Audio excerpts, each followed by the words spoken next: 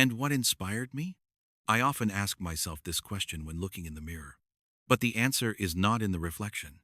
It lies in that morning. One day I woke up, as usual. My body was on autopilot. I got up, feeling the cold floor beneath my feet. First instinct? The kitchen. The sound of the kettle. The noise of boiling water. I grabbed my coffee, hot, black, and a cigarette. That was my gear for facing the new day. I went out onto the stairs. The wood creaked softly. It was early morning, that specific time when the night has left, but the day hasn't fully arrived yet. I sat down. I took a drag of smoke. Silence. Absolute silence. And then it happened. I heard a melody. At first, I thought it was the wind. But no, the sound was beautiful. A Slavic note, longing and joyful at the same time. At times it sounded familiar, and at times it shifted, resembling the sound of a Native American flute. That's when an instinct took root in me. Not curiosity, but instinct. It was dark. The fog was getting thicker, and it was slowly brightening. My first thought? Rational. I thought someone was playing a prank on me. I looked around nervously, but there was no one.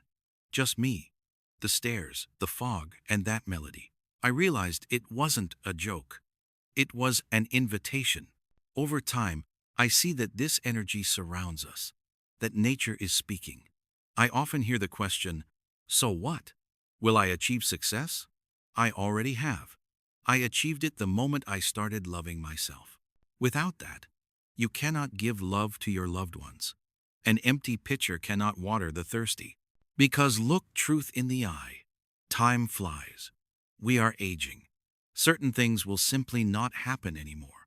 We will be forgotten, just as our great-great-grandfathers vanished. We are just a blink of an eye. That is why you must stop living for others. Generally, nobody gives a damn about us. Everyone thinks about themselves. Are you worried about what they will think?